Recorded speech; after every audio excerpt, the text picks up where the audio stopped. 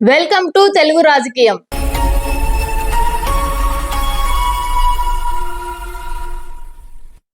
భారత ఎయిర్లైన్ చరిత్రలో ఇంత పెద్ద సంక్షోభం, ఇంత పెద్ద స్థాయిలో ప్రజల కోపం, ఒక్క ఎయిర్లైన్ సంస్థ కారణంగా దేశవ్యాప్తంగా ప్రయాణాలు ఆగిపోయినాయి. ఇది ఇప్పటికిప్పుడు అకస్మాత్తుగా జరిగిన ప్రమాదం అయితే కాదు. కానీ ఈ మొత్తం డ్రామాలో ఒకే ఒక్క పేరు మీడియాలో మళ్ళీ వినిపిస్తుంది.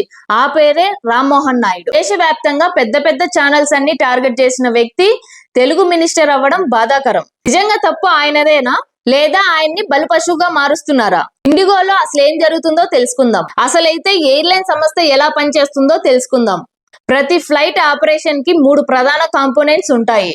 ఇందులో మొదటిది pilot and crew management, and రెండవది గ్రౌండ్ ఆపరేషన్స్, అండ్ మూడవది air traffic control and safety regulations. ఈ 3 విభాగాలలో ఏ చిన్న తప్పు జరిగినా కూడా దేశవ్యాప్తంగా ప్రభావం చూపిస్తుంది. పైలట్ల కొరత సమస్య 2 సంవత్సరాలుగా తెలిసిన నిజం. పైలట్ల పనిలో అత్యంత ఒత్తిడి, పడుకునే సమయం తగ్గడం, travel fatigue, constant alternates, yearly medical test, simulator check failures ఇవన్నీ చాలా సాధారణం. పైలట్స్ మళ్ళీ హెచ్చరించారు, మాకు 12 గంటలు డ్యూటీ చేస్తూ మళ్ళీ ఫ్లైట్స్ నడపమని ఒత్తిడి పెడుతున్నారని. అయినా ఇండిగో ఒకే ఒక నిర్ణయం తీసుకుంది, కొత్త పైలట్స్ వద్దు అని.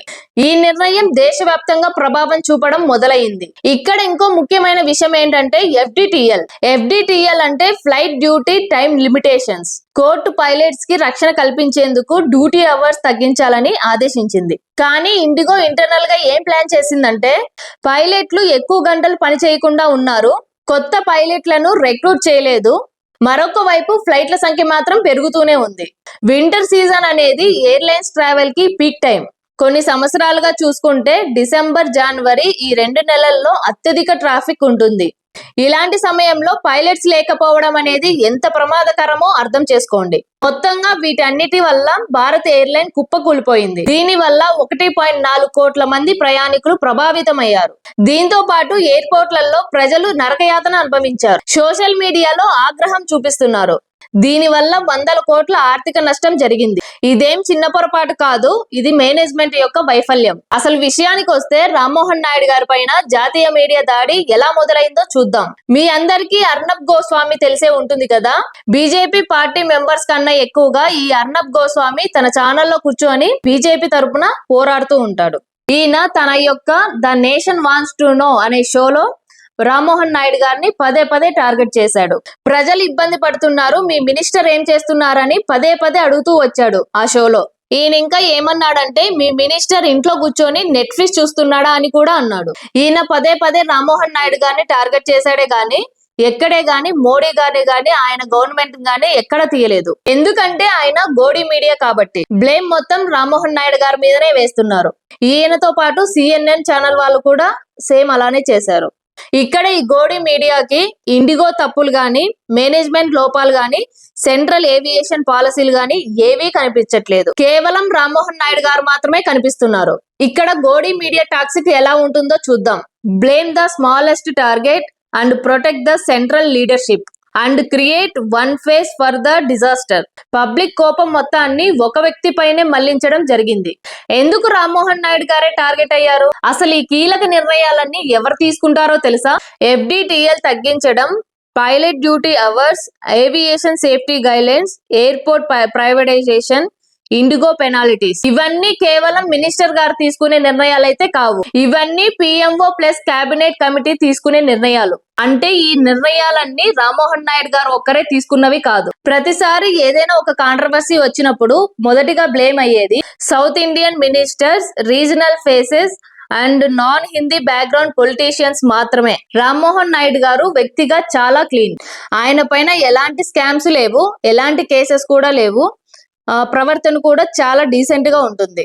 ఎయిర్పోర్ట్లు ప్రైవేట్ చేయాలా? ప్రైవేట్ చేయాలి, కానీ ఎవరికి ఇవ్వాలి?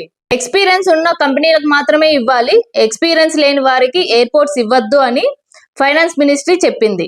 ఇంకా నీతి ఆయోగ్ కూడా ఏమనిందంటే, ఒకే కంపెనీకి 2 ఎయిర్పోర్ట్లకు మించి ఇవ్వద్దు అని చెప్పింది. అప్పట్లో సివిల్ ఏవియేషన్ మినిస్ట్రీ కూడా బిడ్డింగ్ రూల్స్ మార్చవద్దని చెప్పింది. కానీ ఏమైందంటే పిఎంఓ నేరుగా వెళ్లి 6 ఎయిర్పోర్ట్లను ఒక్క అదానికి మాత్రమే ఇచ్చింది. ఈ నిర్ణయం సమయంలో అప్పటి మినిస్టర్ అయిన అశోక్ గజపతిరాజు గారు కూడా ఏం మాట్లాడలేకపోయారు. మీ అందరికీ తెలిసే ఉంటుంది కదా, అహ్మదాబాద్ లో ఎయిర్ ఇండియా ఫ్లైట్ క్రాష్ అయిన విషయం. అందులో చాలా మంది చనిపోయారు. దానికి కారణం ఏంటో తెలుసా? యాక్చువల్ గా ఆ ఫ్లైట్ నడిపిన పైలట్ కి కో పైలట్ కి చాలా ఎక్స్పీరియన్స్ ఉంది. ప్రమాదానికి అసలు కారణం బోయింగ్ మ్యానుఫ్యాక్చరింగ్ లోపం కూడా అయ్యే అవకాశం ఉంది. ప్రపంచ వ్యాప్తంగా బోయింగ్ డిఫెక్ట్ పై రిపోర్ట్స్ ఉన్నాయి. కానీ భారత ప్రభుత్వం ప్రైమరీ రిపోర్ట్స్ లో ఏమని చెప్పింది? సింపుల్ గా పైలట్స్ తప్పని చెప్పింది. ఎందుకంటే బోయింగ్ కంపెనీపై నేరుగా వెళ్లే ధైర్యం మోడీ గవర్నమెంట్ చేయలేకపోయింది. మోడీ గవర్నమెంట్ అలా ఎందుకు చేయలేదంటే ఆ కంపెనీతో పెట్టుకుంటే డైరెక్ట్ గా ట్రంప్ తో పెట్టుకున్నట్టు అయిపోతుంది కాబట్టి.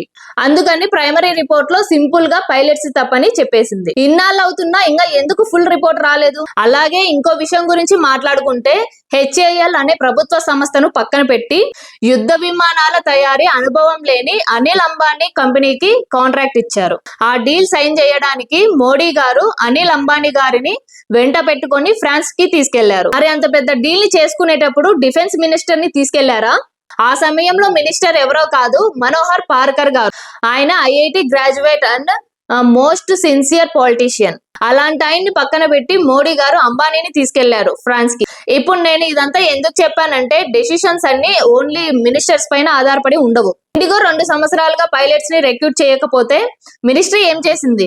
ఇండిగోని అడగడానికి మినిస్ట్రీకి ఉన్న శక్తి కేవలం పరిమితం మాత్రమే. మోడీ గవర్నమెంట్ లో కార్పొరేట్స్ చాలా ప్రభావవంతమయ్యారు. వైసీపీ ఇదంతా ఎందుకు హైలైట్ చేస్తుందో చూద్దాం.